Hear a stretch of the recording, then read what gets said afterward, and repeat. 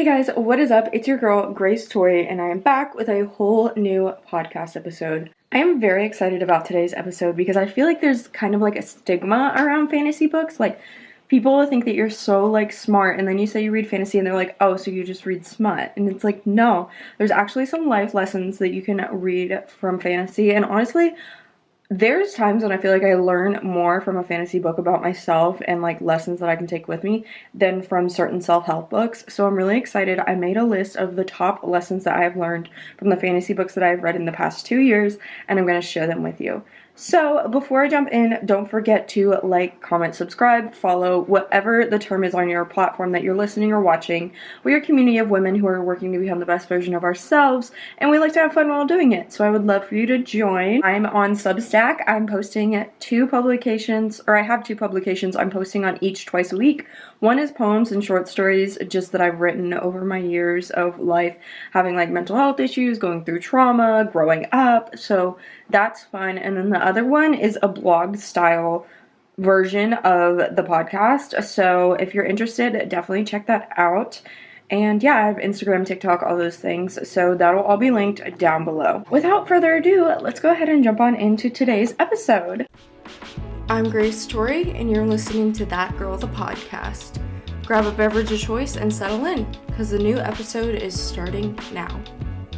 The first lesson that fantasy books has taught me is kind of like a standard thing that you see in every single fantasy book, and it's really, really kind of, I don't know, you can view it as a scary thing, but you can also view it as an exciting, hopeful thing. So that is that life could change in an instant. It only takes 1 second and your whole life could change. And that is true regardless of if it's like a book that was fictional and written, whether it's real life. I feel like fantasy books, obviously they have to have this as a part of the structure, and it really, really reminds you that this happens in real life.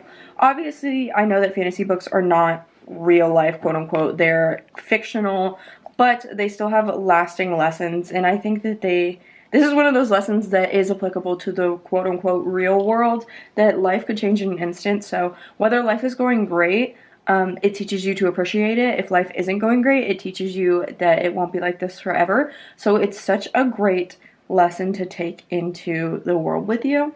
The next is, I'm sorry, am I boring you, buddy? Okay.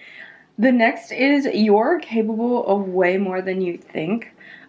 Usually the female main character, because, you know, women are taught to be smaller or kind of limit ourselves, whereas men typically are not taught that way. Of course, regardless of who you are, you could have limiting beliefs from how you were raised, what people have told you, what society has put on you. But more commonly, the female main character unlocks some sort of mindset, and then she realizes that she's not as limited as she was taught, and she has ability and is like way more capable of doing things than she ever thought she was. So this is a mindset that I take into everything. Like, you're more capable of a career than you think that you may be. You're more capable of becoming a millionaire than you think. Stop limiting yourself. Stop telling yourself like, oh, I will never be a CEO. I will never have $1 million. I will never own a house. Because that's simply not true. And these fantasy books really have a rags to riches story. More typically with the female main character. And as a female, that does relate for me. Like, it really motivates me. So having that limiting belief can stop you from accomplishing so much. But as soon as you shift your mindset, you'll see that doors will start to open because you're seeing it as a possibility. Like, you'll start picking up on those opportunities because you were just shut off to them before. Next lesson I've learned is trusting yourself solves a lot of your problems. So in a sense, you should stop self-doubting and you should start going with your gut. You, like I said, are more capable than you think. And I think that kind of this is like a twofold to the last lesson I talked about. You need to trust yourself more. Yes, you're capable of more, but you should also know yourself inside and out. You know your limits. And I think that a lot of times we have people telling us what we are and aren't able to do, what we should and shouldn't do, what our life path should or shouldn't be.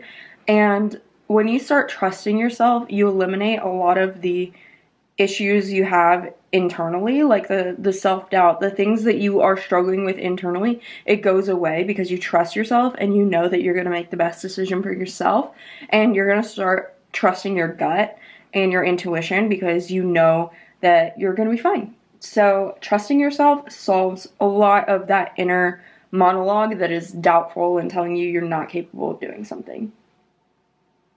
Life is too short to settle. If you're not happy, even if you're like just like meh, like not great but not bad, like life is too short to settle. You deserve amazing things. Settling is synonymous with comfortable, and a lot of people don't understand that you have to be uncomfortable to find something that's going to make you incredibly happy. Like, yes, you're going to go through trials. Yes, it may suck, but in the end, you're going to find that thing that makes you happy. And I personally would rather be uncomfortable temporarily while I find that thing than just settle for being comfortable in a situation that I know was not meant for me, or that I know that isn't the amazing thing that I should deserve or have for the rest of my life. So I'd rather jump in and find that thing that I know I was meant for than stick with something that I'm settling for, because we don't know what happens after this. We don't know what is gonna be our life in our next lifetime, if we even get one.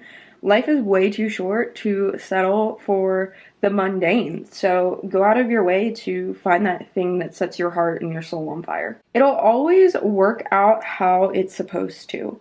So a lot of us have control issues. I think that being ambitious is kind of synonymous with having control problems at times. You can be ambitious and then not, but ambition a lot of times stems from the motivation that we are attracted to the idea of being in control of everything. And once you have that thing that you are striving for, so you own a business, you have a house, things like that, the thing that is really, really, really enticing is the control. So a lot of times you are ambitious because subconsciously you just want to have control over something and everything. So it's hard for you to sit back and say, hey, everything is going to work out how it's supposed to, because everything inside of you is telling you, I don't have control and I'm spiraling and I need to get control of this situation. So sitting back and saying it's all going to work out the way it's supposed to, the way it's meant to, helps you to cope with that and let go of control, because life really works out more when you go with the flow and just let life happen and understand that what's meant to be is going to be, versus fighting for control and constantly like struggling because you want to have control over everything. You're never going to have it, and so you're never going to be happy, and it's just like a cycle that's never going to give you happiness or any sort of peace, because you're constantly going to be striving to control everything, which is just never going to happen. So everything will work out the way it's supposed to, always. There is always another way. This is something that I really, really cling to, because a lot of times people think I can do one thing or I can do the other. Like, oh, I can take this job or I can stay at the job I'm at. I can buy this house or I can stay at the house I'm at. It's a lot of one or the other, and you only have two options. That is not the case. If you don't take that job, you don't have to stay at the other one. You can find a different one. Like, yes, you should stay at the other one so you find a different one, but it's not like, oh, I'm going to be here forever or I'm going to be there forever. You know, you can stay at your house and find a new house, or you can find a new house at the same time. Like, there's more than one option always. Yes, there's the two that are right in front of you. Oh, you can do this or you can stay in this situation. But there's always a third. And a lot of people forget about the third because it's not right in front of you. There's no guarantees that you're going to find it or it's going to happen. But I can promise you that it will happen eventually. It's just a matter of when, not if.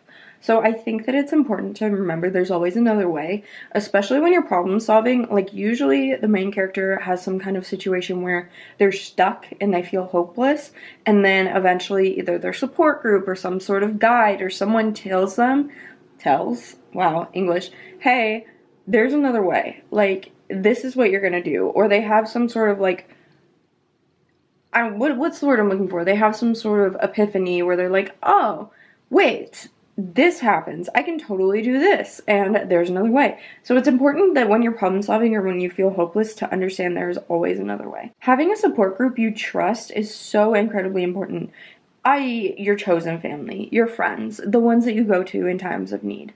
All of these characters typically start out with no one, and then as their journey continues, they end up gaining a family that they go to for guidance, and it changes their whole world. And I think that that's very, very applicable to the real world, because we shouldn't be alone. I was reading this one book the other day, and it was fictional. I think it was Love on the Brain, actually, by Ali Hazelwood.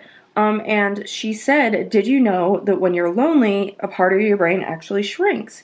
And whether it's true or not, I would assume it is, because typically those little scientific facts that Ali sprinkles in there are true. Whether it's true or not, it's an interesting thought, and it kind of helps you understand how detrimental loneliness is. And no one should be alone. Your chosen family is out there. It's just a matter of putting yourself out there to find them. But the difference of having a group and not is so crazy. So I feel like it's important to prioritize finding your group if you don't have one, more than like we typically do. Like, we kind of push it off, like, I can socialize later, this is more important.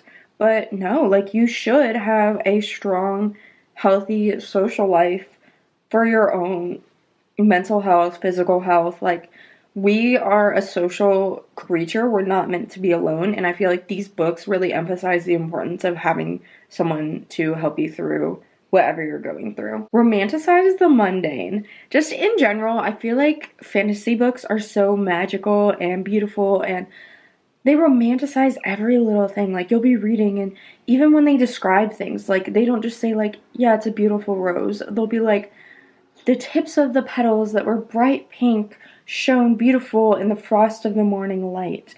Like, that is so beautiful and romanticized and amazing, and I just want to live life through rose-colored glasses. I think there's a difference between being naive and having rose-colored glasses, and choosing to have rose-colored glasses, understanding that the world is a scary place, but you are going to look at it through a positive lens. So romanticizing the mundane, your morning coffee, your work, getting dressed, is just a beautiful thing that I think we all can appreciate and incorporate more.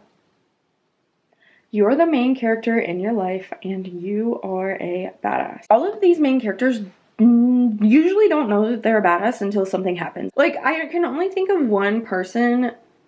Okay, so Selena Sardothian was kind of a badass from the beginning, but I think that it was more of like a upfront, like, she was putting on a front and she didn't actually believe that. But then also, like, in Quicksilver, she thought she was a badass from the jump.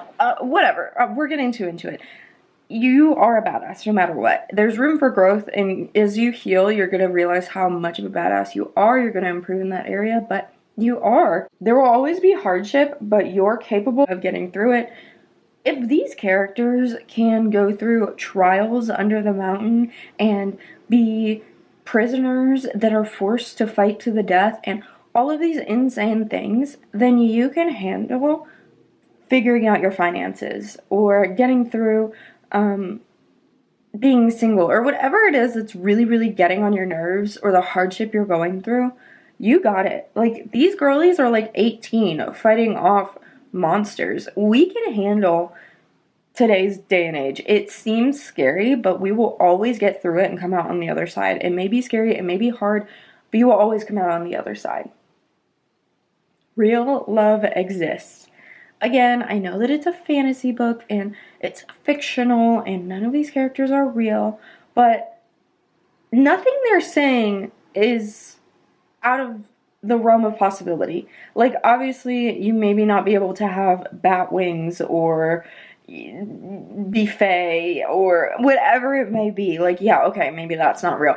But the way that the partners speak to each other, the way that they love each other, the actions that they show in order to kind of show their love for each other, that unspoken love is possible. And I think that by writing it and constantly putting it into the world, we are proving that it's possible and continuing the ideology that it should be there. Like, we're not forgetting how important this love is, and we're not only training ourselves to love people that way, but we're understanding that we deserve to be loved that way. So I think that real love exists, and these books further that narrative and also are proof of it. Once you heal and face your trauma head on, life will feel so much lighter.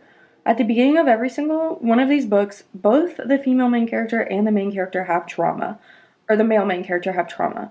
A lot of times they work through it together and they help each other, but you don't need necessarily someone to work through with it. A lot of times they also work through it on their own, and then the final steps they do together. Like, a lot of the trope is usually them running away from their trauma or trying to forget about it or putting it out of their mind, and they know that it's there but they are avoiding it. And as soon as they learn to face it head on, that's when they feel so much lighter and their life becomes so much easier, and they just don't have this constant burden or this emotional weight. And I think that that's so applicable to real life. Like, we all have trauma we need to work through, no matter how small it is, and avoiding it doesn't do anything but push off the inevitable. And also, we carry that chain around with us and that weight around with us, and once we get rid of it, we feel lighter because we are lighter. Don't listen to all the noise. You know yourself and your life path.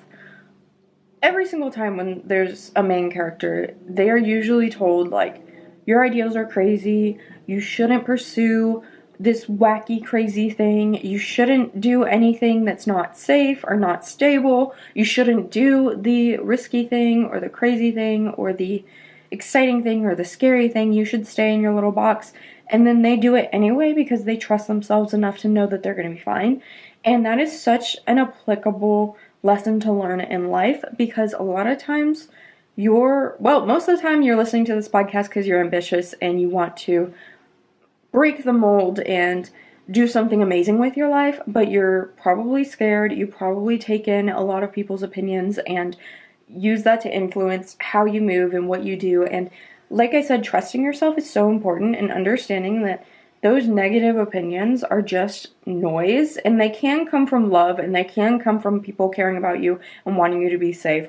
But I think you should take it with a grain of salt, because you're not gonna be extraordinary if you do the ordinary thing. And a lot of times those people telling you you're weird or crazy or whatever are doing it from a negative place, and you should just ignore them and do what you feel you're being called to do. This one is a little controversial, but morals are not black and white. You'll always be the villain in someone's life. Morals, I think that, especially being Christian and growing up in a Christian school, going to church, I kind of grew up with the ideology that there's good things and there's bad things.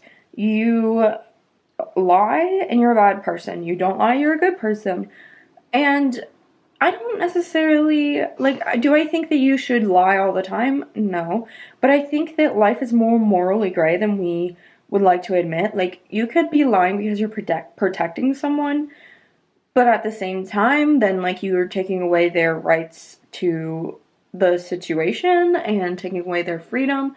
There's a lot of gray that we don't like to admit because it's really uncomfortable. But living in the gray is more common than we want to admit. We like to say, oh, I'm either great or I'm bad. I was thinking about this a lot today because I was riding my horse, and I spend every Sunday with my horse, and I kind of like to say that it's my church. Like, this is where I go to church because I feel closest to God when I'm in nature. And whether you're religious or not, I feel like you can relate to this because I'm getting to the point.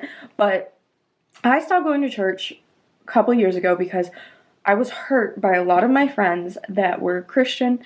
I didn't necessarily do anything like super bad. I just left the little Christian bubble and was talking to people who weren't Christian and interacting with people who weren't in our bubble and growing and doing things and exploring and being finding myself. And all these people stayed in this bubble. And so they stopped talking to me because in their eyes, I was no longer worthy because they thought that I wasn't like righteous enough, and like all of your friends should be like quote unquote Christian, you should be equally yoked, whatever. And the more that I think about it, the more I think about, well, that was kind of selfish, because if they truly believed that I was no longer righteous, wouldn't they have like come closer to me and been like, hey, I don't think that this is right. This is what you're doing. I love you. I care about you. Let's talk about it. Like, I feel like that would have been the right thing to do. And it's more selfish to be like, hey, I'm not equally yoked with you anymore. we're not going to talk about it even though we've been friends our whole lives. You're on your own, sis. I need to stay with my righteous people. So I've been thinking about that a lot because, again, like, that's the, oh my gosh, my nose is itchy because there's a dog hair on it. Okay. Sorry, I've been, like, scratching my nose this whole time. Okay, I got it. Okay. I was thinking about it, and that's literally the reason I haven't gone to church in so long, and I choose to spend my time still connecting with God, but not with other Christians, because I'm so scarred by that situation. But I think that that is further proof that things are more morally gray than even the most quote-unquote Christian people are, because in their mind, they're like, I'm doing this because I need to stay pure and correct and morally right, but in my eyes, they're the villain, because I view it as selfish and wrong, and you know, whatever it is, there's a subjective answer and there's an objective answer, but they're the villain in my story, and I'm the villain in theirs. So it's just a good example that life is not morally black and white. This episode is getting really philosophical, but I think that we all can agree that life, like, you hate the villain, you hate the morally gray. I've seen a lot of people hate Rhysand because he's quote-unquote too morally gray, but I like him because he appears more human than the people who are always right or always wrong. He does very human things, and he acts very human, and I think that's why I like that series so much, because they all are so morally gray. They're more human than I feel most fantasy books are, because people really, really harp on them either being a good person or a bad person, a protagonist or an antagonist, whereas, you know, A Court of Thorns and Roses is not like that. So, yeah, moving on to the next one. I'll get off my soapbox momentarily. I talked about this a little bit, but I learned this from my mom in, like, my sophomore year of college, and I used to not understand what she was talking about, and now that I've read all these books, I get it. Selfishness is a spectrum. Don't ruin yourself for the fear of coming off as selfish. So I fear that a lot of times people will do things to make everybody else happy, people pleasing, at the risk of ruining themselves. Like, selfishness is not you're either incredibly selfless or you're incredibly selfish. It's a spectrum. There is the most selfish you could possibly be, and then there's the most selfless that you could possibly be. And somewhere on the realm between, like, there's selflessness, but then a little bit more towards selfish, if we steer a little bit more that way, there's self-preservation, which I personally believe is more on the selflessness side than the selfishness. It's not like directly in the middle, but it's not being fully selfless, because you need to self-preserve at certain points. An example of this is if someone is in your life and being incredibly toxic, and you've given them chance after chance, and it's ruining your mental health, it's ruining everything about you, they constantly bring you down. Keeping them in your life would be the selfless thing to do at certain times, because if you just cut them off, they're going to view themselves as the victim, and like they're going to call you selfish and whatever. But the self-preserving thing to do is to cut them out because it's hurting you.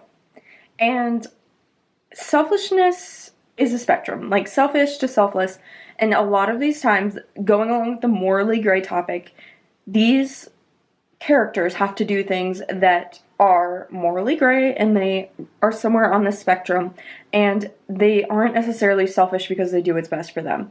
So I think that's something we can definitely apply to our day-to-day life. It is okay to experience negative emotions, big feelings, all of those. You are human. In a world like this one, especially in the United States, people tend to shove capitalism and, you know, women having emotions makes them appear weak. And there's all these narratives that constantly tell specifically women, but also men, because men aren't allowed to have emotions at all, according to society. Like, you cannot be emotional. If you're a woman and you're emotional, then you're not viewed as credible or at the same level as a man. If you're a man and you're emotional, then that's just wrong. You shouldn't have emotions. Those are the narratives that are pushed upon us in today's society. So I think that we feel a sense of shame when we express emotions. If we cry, if we're angry and we shout and we get a little mad. Like, I know, by no means am I saying to lose your temper and have anger issues. Like, obviously there's a thin line between showing your anger and having anger issues and being having a problem where you need to seek help. But having emotions is normal. We are humans, and suppressing our emotions is not healthy at all. You need to be able to face your emotions head on. Stop pushing them down. If you're sad, be sad. Talk about being sad. Allow yourself to be sad. If you're happy, it's okay. You're not going to be labeled as selfish or cocky if you celebrate your accomplishments. You're not going to be labeled as weak if you get upset because someone said something that hurt your feelings. You have feelings, you're a human, and it's okay to represent them, show them, and have big feelings. You're gonna make mistakes, and you're gonna do these things that you regret, and you're gonna be sad, and you're gonna be happy, and life is just a range of emotions, and it's okay to show them. You're not like a robot, and that's the beautiful thing of life. We shouldn't be mourning in private because we're too scared to talk about it in a public setting because of how everybody feels about us. Who cares what anybody feels about you? You know it's best for you, and holding your emotions in, it's not healthy at all. You can be your own hero. Yes, in a lot of fantasies I read, they are considered romanticy, so there is an element of romance, but in no way, shape, or form is the female main character a damsel in distress. She can handle herself, and there are times when she is helping the man get out of his situation.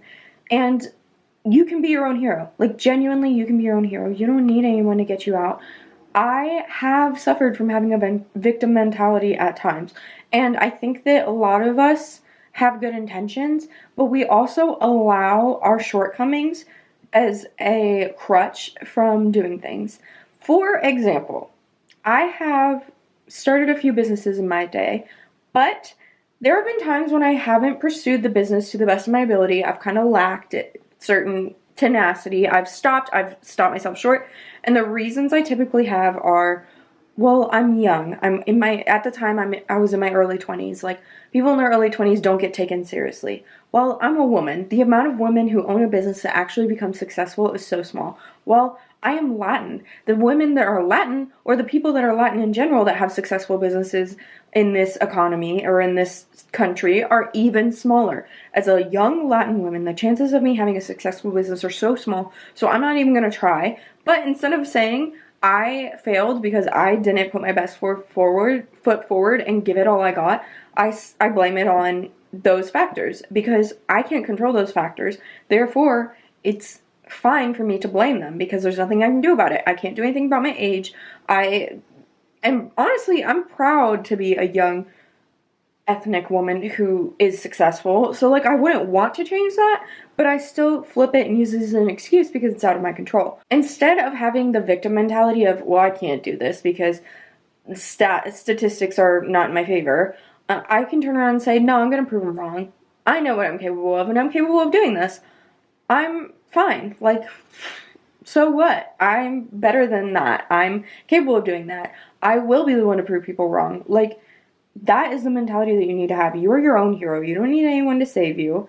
You are capable of doing it by yourself. Is it incredible to have a support group? Yes, and that's something that you should have. But do you necessarily need a man to come in and swoop you off your feet and fix all your problems? Or do you need, society to change their mindset, like, before you can turn around and own a business? No, you're not waiting for someone else to write your story and fix you and be your hero. You are capable of doing that all on your own. So you can be your own hero. The very last tip that I have is believe in magic. Now, am I necessarily talking about unicorns and, all these mythical, magical things? No. I'm talking about the little magic. Like, I remember one time I was driving down the street and I was broke as a joke. I was a sophomore in college. I needed to go home, which was about an hour and 15 minutes away. And I didn't have enough gas. And I was like, I don't know how I'm going to make it. I only have like 40 miles to empty, but we're going to go until we can't go anymore. When I've got like 5 miles left, I'm going to go to a gas station and I don't know what I'm going to do, but I'm going to figure it out. And I just like had a calming sense of like peace, because I was like, I don't know what's going to happen, but I feel like this is going to be fine. When I tell you that I had 40 miles when I started out, I was just driving, I was vibing, I was listening to music. When I looked down, I saw I had 160 miles. And I hadn't stopped. It's not like the car sat overnight. Like, I literally got in the car with 40 miles, looked up again, and had 160 like 30 minutes later or 20 minutes later or whatever. And that's the little magic I'm choosing to believe in. Whether it's God giving me a little miracle, whether it's manifestation from the universe, whether it's my tenacity and stubbornness that was going to work out. I don't know what it was. But I'm content with not knowing what the reason was behind it and believing it's magic. So, believe in magic, believe that good things can happen, believe that good little happy things can happen, happy little mistakes, happy little manifestations, good vibes, someone buying you a coffee in the Starbucks line, paying for your meal for you, someone complimenting you. That's the magic I choose to believe in. And when good things like that are kind of on your radar and you are saying to yourself, I believe that beautiful things can happen, then beautiful things are going to happen. So that's what I'm going to leave you with today. Thank you so much for listening, watching, all the things. You guys know I appreciate you more than anything in the entire world. I upload every single Sunday, and yeah, that's kind of where we're at right now. Don't forget to follow on all the things. I love you guys so, so much, and I will see you in my next podcast episode. Oh, P.S. I forgot to mention, if you're on Spotify or Apple Podcasts, definitely leave a rating and review. It's free, takes about 2 seconds, helps the podcast more than you know, and would mean the absolute world to me. Okay, bye guys, see you later.